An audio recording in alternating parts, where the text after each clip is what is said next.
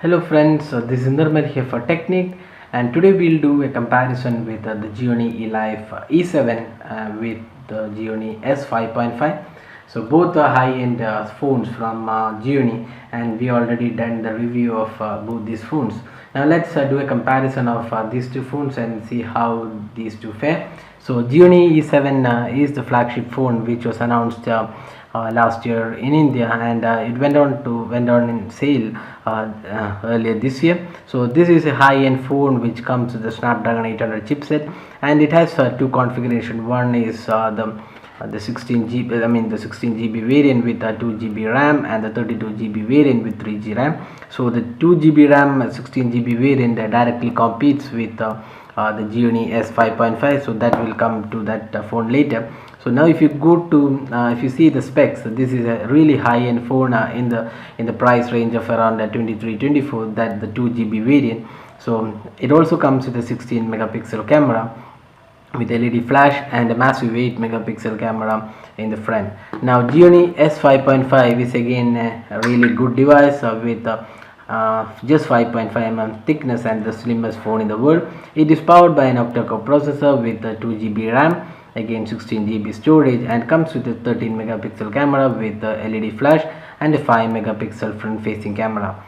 So both these phones run Android 4.2 Jelly Bean has the custom UI called Amigo UI, which we already covered in our YouTube channel, so you can check out the Amigo UI features. Now if you go by the design, you can see the clear winner is Gionee eLife S5.5, because it's really slim and has an excellent build quality, although it's pretty high on weight, even though it's slim, because it has a glass finish panel, and both the front and the back panel are glass finish. And here you can see it's a unibody plastic design, but again the build quality on the E7 is really good, even though the thickness is on a higher side.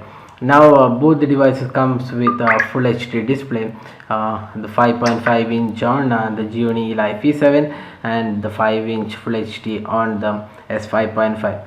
so if you look at the display, we can see that the colors and the quality of display is slightly better on the E7 than the S5.5, and the S5.5 colors are a bit oversaturated than the real colors. So but overall the display on both the devices are really good, and viewing angles are also good.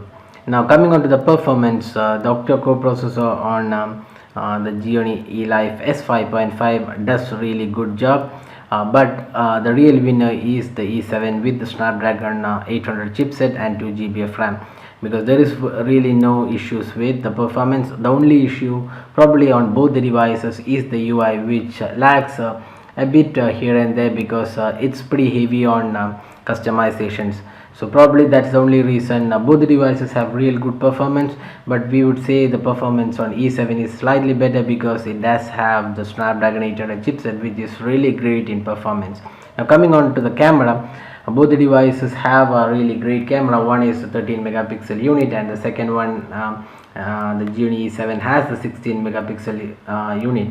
Both has the flash, and one thing we can say is that the Gionee's photo processing algorithms are really good, and the E7 comes with really great images, and the quality is really good. And the E7 eLife S5.5 also has a pretty decent camera. We would say the above average camera, but in the camera the real winner is E7, because it has a better clarity, better colors, and also contrast ratios when compared to the S5.5.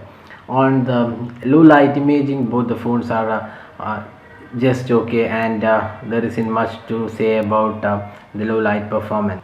So although both the devices have almost similar battery capacity, the E7 with the Snapdragon 800 chipset has better battery performance than the octa-core processor with from MediaTek on the S5.5. That's because the Snapdragon 800 has better battery optimization, and it's considered one of the best processor for smartphones out there. So overall, summing up both the devices with the Snapdragon 800 E7 with 2 GB RAM, and the eLife S5.5 with 2 GB RAM, both are almost priced around 23-24K range, and If you take up the features, the features, the specification, the performance, and also other aspects like camera and battery life, we would conclude that the E7 is the better buy, except for the design and build quality were the S5.5 excels. So overall, if you take the whole performance aspect into consideration, we would definitely recommend you to buy the E7, because it has the Snapdragon 800 chipset, which is better performing than the octa-core from MediaTek. So that's the comparison of the eLife E7 with the eLife S5.5, both devices having a high-end specs. So if you have any specific queries regarding this, drop a comment and we'll be glad to help you out with your queries. If you like this video, do hit the like button, subscribe to YouTube channel for more updates, and thanks for watching this video.